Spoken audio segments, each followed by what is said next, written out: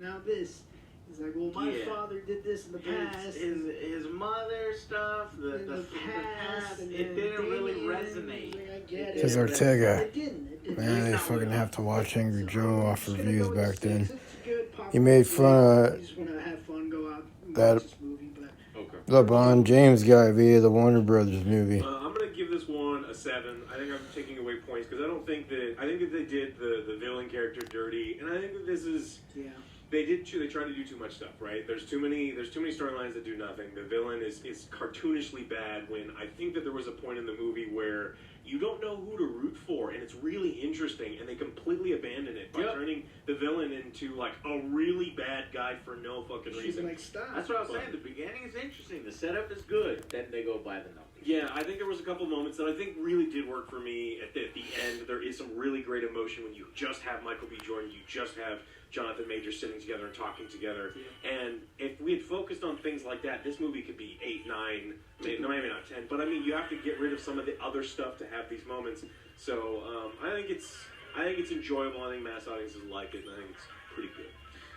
Yes, I think it's a 7 out of 10. Mass audiences will probably enjoy it more, but I've seen all 9 Rockies by now, so a lot of the second half stuff is really just well done retreading of territory we've seen before. But it's well filmed, well acted. Those are what carries the film. I think that Jonathan Majors in particular was killing it with his performance.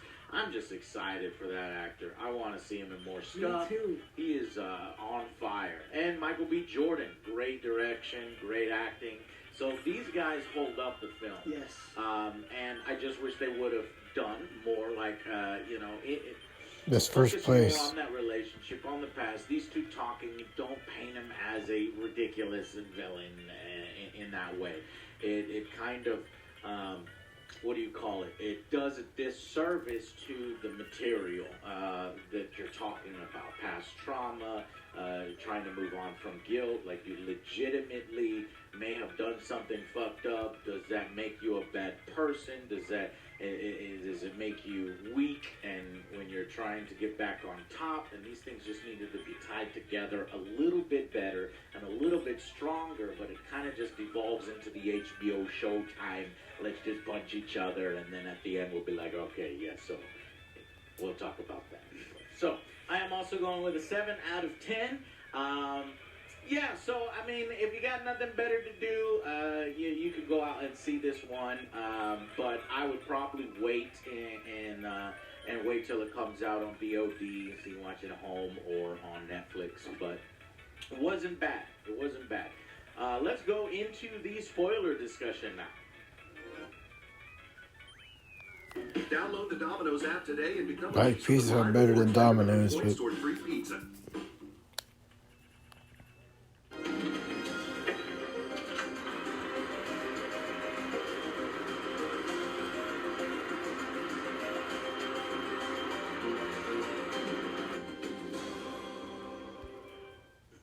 Hey guys, welcome to the spoilers discussion. So what are we talking about here? What happened? What's going on? Who is this guy? Is it Clubber Lang's son?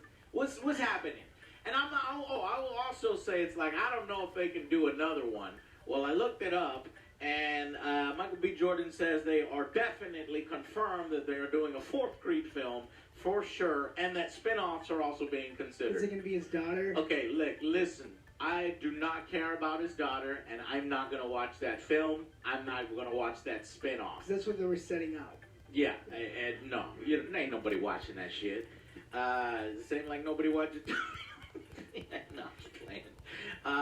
Unless she goes up against Clubber Lang's granddaughter or something, then I'm not interested. I'll give a fuck. Be over the right. They're all over the top, but yeah, you gotta really. I mean, but nothing is gonna come bring me back and put butts in the seat. Honestly, we went to review this because we review movies. You know what I mean? Otherwise, I probably wouldn't have stuck. The reason why I might have done it is, Jonathan Majors. And I like Michael B. Jordan. I like to see that he's doing well. I mean, yeah, because I thought it was going to be a couple more big fan of Dragon Ball Z, and Naruto. No, I can never fucking say that one, but it's like, so he's doing Rainbow Six too, so hopefully that's good. yeah, I like it, man. So it was a solid film. Played a little too safe towards the end when we need to talk about how everybody forgives everybody, but it's like, what? No one's going to jail. No, what the fuck are you doing? It's like you broke some guy's hand. Okay, so here's basically the setup. Is Michael B. Jordan is kind of past his prime. He's moving into promoter area. He's already won a bunch, and he's the best. And he's raising a new fighter. So this new fighter, who is an actual boxer in real life, is sort of his golden child. And then a man from his past comes up. They do a flash, sort of the film starts with them as kids. When he was in a halfway home, they used to get beat up by sort of this home's father figure. And he just catches him out in front of a convenience store, and they're just out there, helping his boxing career, his older friend's boxing career. And then he finds this guy, and he's like, "Hey, remember me?" And he just starts beating him up because I guess he was mad at him for always beating on him. And his friend comes up, Jonathan Winter's character, what is it, Diamond Dame Anderson. Diamond Dame Anderson comes up, and he's got a gun. This is his younger self, and when the police roll up, fucking Adonis runs, and his friend takes the fall. And I'm like, God damn, that's fucked up, man. And what's worse? Started this. I don't know why Nintendo made 8 as a track. Visit him in jail. He never says he's sorry. He never follows up.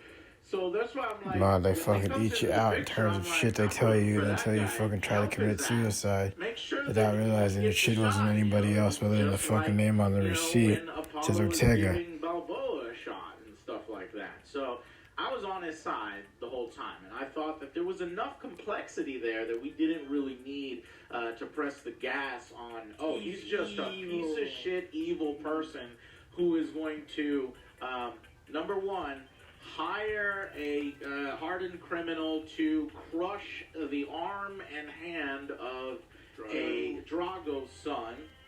Oh, his name's Drago as well.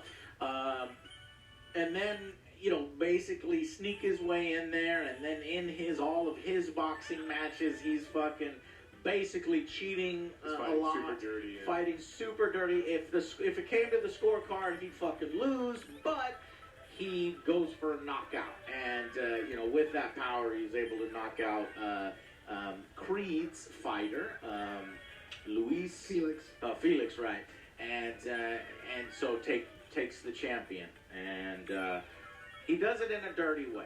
And then he talks shit nonstop for go ahead. months and months and months. He's on TV, he's all these other things. Well, first he goes to visit him right away. After the fight, yeah. And what happens there? He's got a big party on the beach. Adonis shows up, and then he's just like, "Man, I don't need you. I did all this without you. You didn't give and then he punches him in the face. And Adonis could have walked away. He had proof at the point. He's like, "I got this picture proving that you know the guy that broke his eye." He's like, "How am I gonna solve this?" Like, "Go to police." And no, I need to risk my career and my legend, and he's got a gun. He's got a gun on him. You know that. And it's just like, what the fuck is going on here? This is stupid. I don't know if you guys caught this, but like in the beginning, whenever her daughter was fighting, it's like, you can't solve everything with punch people in the face. Then she goes to him and is like, I gotta fight him. You do what you must. Punch Sean by punching him in the face. I remember that. You just told him. It's like, you can't solve it. Like, you need to talk. What are you, a Kumbaya session? If you remember, Joe, Michael B. Jordan's character, Adonis says, but sometimes you do. Mm-hmm. It was his response. So then I guess she came around to his way of thinking that sometimes you just need to punch a motherfucker. But she doesn't have CTE, and he's had like a dozen concussions. So it's like, maybe we're going to listen to her because her brain works. Yes. Yeah. So that's the main thing, right? He becomes a cartoon villain, piece of shit, criminal, and he's just but betrays his friend. Now, is there character motivation for it? Yes. He's been sitting in jail for fucking 18 years, and so while he shows up and it seems like he just wants a shot, maybe he's just a piece of shit the whole fucking time, right? And if you're gonna do that, then fucking do it, right? But at the end, he's like, "No, it was never your fault, and I always knew it wasn't your fault." What? His fault. But it is. Number one, it is his fault. Number two, you were mad at him. That's where you got all the fucking motivation. So you didn't really have the motivation, what? That's Ortega. Why did you just ruin at the end? Because we want to, I don't know, be friends. High five. They don't high five, but it's not like the friendship between Balboa and Creed in the originals. But everything is forgiven. It's like, nah, man, you committed fucking assault and battery, and you hired a guy for a contract beating, and no, we can't be friends. Like, Drago is my friend, and you beat his ass. It's just, there's so many awkward scenes. So Drago shows up during the montage scene to help train Adonis, and Adonis is like, we're brothers, we fought each other. And he doesn't mention, hey, by the way, this guy